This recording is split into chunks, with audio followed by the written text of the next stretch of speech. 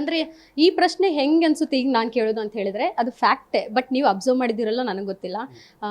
ದರ್ಶನ್ ಅವರ ಅಭಿಮಾನಿಯಾಗಿ ರಜತ್ ಅವ್ರು ಕೂಡ ಅವ್ರ ಶಿಷ್ಯಾಗಿ ಅವ್ರು ಕೂಡ ಜೈಲಿಗೆ ಹೋಗಿದ್ರು ಬಾಸು, ಅವ್ರ ಶಿಷ್ಯಾಗಿ ಇವರು ಕೂಡ ಜೈಲಿಗೆ ಹೋಗ್ಬಿಟ್ಟು ಬಂದಿದ್ದಾರೆ, ಅವ್ರ ಹಾದಿನಲ್ಲೇ ನಡೀತಿದ್ದಾರೆ ಏನೋ ಅನ್ನೋಂಥದ್ದು.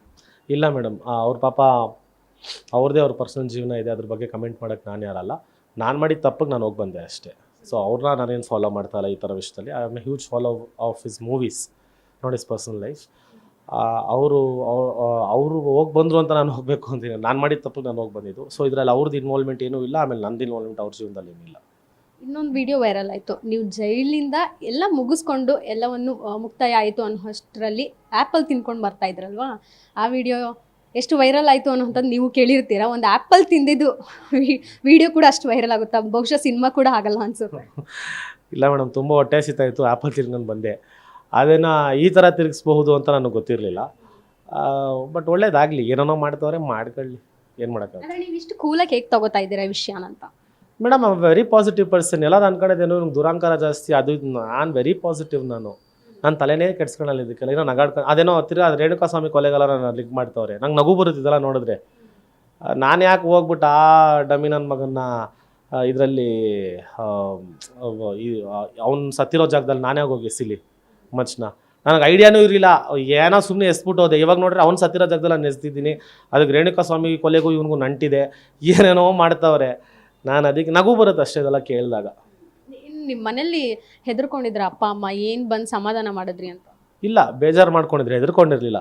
ಅವ್ರಿಗೆ ಗೊತ್ತು ನಾನು ಆಚೆ ನೀಟಾಗಿ ಬರ್ತೀನಿ ಅಂತ, ಹೆದರ್ಕೊಂಡಿರಲಿಲ್ಲ. ಬಟ್ ಆದರೆ ಬೇಜಾರು ಮಾಡ್ಕೊಂಡಿದ್ರು, ಯಾಕೆ ಹಿಂಗೆ ಮಾಡ್ತಾ ಇದ್ದಾರೆ, ಏನು ಕತೆ ಅಂತ.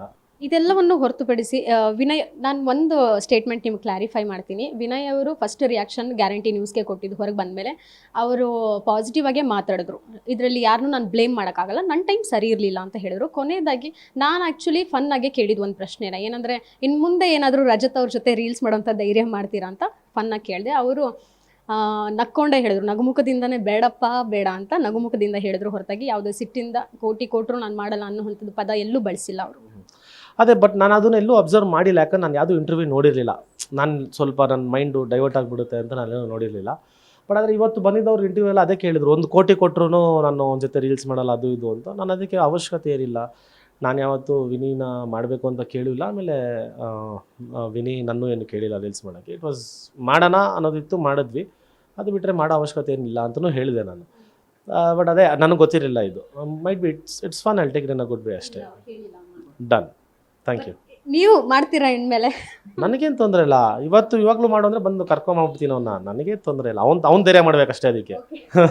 ಇನ್ಮೇಲೆ ನಿಮ್ಮ ಜೊತೆ ರೀಲ್ಸ್ ಮಾಡ್ಬೇಕಂದ್ರೆ ಧೈರ್ಯ ಮಾಡ್ಬೇಕೆಲ್ಲರೂ. ಅದು ಅಯ್ಯೋ ನಾನೇನಮ್ಮ ಮಾಡಿದೆ, ನನಗೆ ಇದು ಅರಿವು ಇರಲಿಲ್ವಲ್ಲ ಈ ಥರ ಆಗುತ್ತೆ ಅಂತ. It is not intentional or put Vini into a bad fame or defame him. ಅದಕ್ಕೆ ನಾನು ಮಾಡಿಲ್ಲ. ಏನೋ ಮಾಡಬೇಕಲ್ಲ ಅಂತ ಮಾಡಿದ್ರೆ ಅದು ಈ ಲೆವೆಲ್ಗೆ ತಿರುಗುತ್ತೆ ಅಂತ ಯಾರು ಗೊತ್ತಿತ್ತು. We didn't have that thought also. ಎಲ್ಲ ಒಂದು ಕಡೆ ದರ್ಶನ್ ಅವರ ಅಭಿಮಾನಿ ಅನ್ನೋ ಕಾರಣಕ್ಕೆ ಟಾರ್ಗೆಟ್ ಆಯ್ತಾ ಅಂತ ಅದು ಗೊತ್ತಿಲ್ಲ ಮೇಡಮ್, ಅದು ಗೊತ್ತಿಲ್ಲ. ಬಟ್ ಯಾರ್ಯಾರು ಏನೇನು ಮಾಡ್ತಾರೋ ಒಳ್ಳೇದಾಗಲಿ, ದೇವ್ರು ನೋಡ್ಕೊತಾರೆ ಅಷ್ಟೇ. ಎಲ್ಲ ತುಂಬ ಈಸಿಯಾಗಿ ನಾನು ಹೇಳಿದೆ, ತುಂಬ ಕೂಲಾಗಿ ತಗೋತೀರ. ಫಸ್ಟ್ ಅಂದರೆ ತುಂಬ ಅಗ್ರೆಸಿವ್ ಆಗಿ ಇರ್ತಿದ್ರಿ. ಬಿಗ್ ಬಾಸ್ ಮನೇಲಿ ನೋಡಿದ್ದೀವಿ, ನೀವು ಎಷ್ಟು ಅಗ್ರೆಸಿವ್ ಆಗಿ ಆಟ ಆಡ್ತಾ ಇದ್ರಿ. ಸಣ್ಣ ಪುಟ್ಟ ವಿಚಾರಕ್ಕೂ ನೀವು ರಿಯಾಕ್ಟ್ ಮಾಡಿಬಿಡ್ತಿದ್ರಿ ಬೇಗ. ಇದು ಹೇಗೆ, ಈ ಬದಲಾವಣೆ ಹೇಗೆ ಅಂತ? ಇಲ್ಲ, ಅದು ಏಂತಕ್ಕೆ ಹಂಗೆ ಬದಲಾವಣೆ ನನಗೆ ತೊಗೊಂಡೆ ಅಂದರೆ ಜನ ಕೊಡ್ತಿರೋ ಪ್ರೀತಿ. ಅಂದರೆ ಇವಾಗ ನೋಡ್ರಿ, ಇವಾಗ ನಾವೇನೋ ಮಾಡಿ ಒಳಗೋಗಿದ್ದೀವಿ, ಬಟ್ ನಮ್ಮ ಪಕ್ಕ ನಿಂತ್ಕೊಂಡ್ರು ಜನ. ದೇವರ್ ಲೈಕ್, ಇಲ್ಲ ಇದು ಯಾವ ದೊಡ್ಡ ವಿಷಯ ಅಂತ ಜೈಲಿಗೆ ಕಳಿಸೋ ಮಟ್ಟಕ್ಕೆ ಮಾಡ್ತಾ ಇದ್ದೀರಾ, ಇದು ಯಾವ ದೊಡ್ಡ ವಿಷಯ ಅಂತ ಅವ್ರನ್ನ ಎಷ್ಟು ಟಾರ್ಗೆಟ್ ಮಾಡ್ತಿದ್ದೀರಾ. ಸೊ ಜನಕ್ಕೆ ನೀಟಾಗಿ ಕ್ಲಿಯರಾಗಿ ಗೊತ್ತಾಗೋಯ್ತು ಇದೇನೂ ಇಲ್ಲ ಅಂತ. ಆಮೇಲೆ ಅವ್ರು ತೋರಿಸೋ ಪ್ರೀತಿ, ನಾವಲ್ಲಿ ಕೋರ್ಟ್ ಹತ್ರ ಹೋಗಿದ್ದೀವಿ, ಕೋರ್ಟ್ ಹತ್ರ ಜನ ಬರೋದಾಗಲಿ, ಜೈಲ್ ಹತ್ರ ಜನ ಬರೋದಾಗಲಿ, ಆ ಮಟ್ಟಕ್ಕೆ ಪ್ರೀತಿ ಕೊಡ್ತಾ ಇದ್ದಾರೆ ಅಂದಾಗ ಅದು ನಮಗೆ ಅರ್ಥ ಆಯಿತು, ಇಲ್ಲ we have to change into a different way ಅಂತ. ಆ ಪ್ರೀತಿನೇ ಬಹುಶಃ ನಾನು ಚೇಂಜ್ ಮಾಡ್ತು ಅನ್ಸುತ್ತೆ. ಸುದೀಪ್ ಸರ್ ಜೊತೆ ಏನಾದರೂ ಮಾತನಾಡಿದ್ರೆ ನೀವು ಹೊರ ಬಂದ ಮೇಲೆ ಏನಂದ್ರು ಅವರು? ಸರ್ ಏನು ರಿಯಾಕ್ಟ್ ಮಾಡಿದ್ರು? ಸರ್ ಅದೇ ಇನ್ಮೇಲೆ ಇದೆಲ್ಲ ಬಿಟ್ಬಿಟ್ಟು ಫೋಕಸ್ ಆನ್ ವರ್ಕ್ ಅಂದರು. ಆಯಿತು ಸರ್ ಅಂತ ಆ ಕೆಲಸದ ಮೇಲೆ ಇದ್ದೀನಿ ಈಗ. ನೀವು ವಿನಯ್ ಅವರು ಟಚ್ ಇರ್ತೀರ ಖಂಡಿತವಾಗ್ಲೂ, ಹೌದು. ಸೊ ನಿಮ್ಮಿಬ್ಬರ ಮಧ್ಯೆ ಮನಸ್ತಾಪ ಬೇಡ, ಜೊತೆಗೆ ನಮ್ಮ ಕಡೆಯಿಂದನೂ ಕ್ಲಾರಿಫಿಕೇಶನ್ ಕೊಡ್ತಾ ಇದ್ದೆ. ಅವರೇನು ನಿಮ್ಮ ಬಗ್ಗೆ ಯಾವುದೇ ರೀತಿಯ ನೆಗೆಟಿವ್ ಆಗಿ ಮಾತಾಡಿಲ್ಲ, ನೀವು ಸಹ ಮಾತಾಡ್ತಾ ಇಲ್ಲ. ಸೊ ಫ್ರೆಂಡ್ಶಿಪ್ ಹೇಗಿದೆ? ಹೊರ ಬಂದ ಮೇಲೆ ನೀವಿಬ್ಬರು ಮಾತಾಡ್ತಾ ಇದ್ದೀರಾ? ಇವಾಗಲೂ ಇಂಟರ್ವ್ಯೂ ನೋಡ್ಬಿಟ್ಟು ನನಗೆ ಮೆಸೇಜ್ ಮಾಡಿದ್ದ, how will you think that I'll give up on you ಮಚ್ಚ ಅಂತ. ಸೇಮ್ ಇಯರ್ ಮಚ್ಚ ಅಂದೆ. ಸೊ ಇವಾಗಲೂ ಮಾತಾಡಿದ್ವಿ.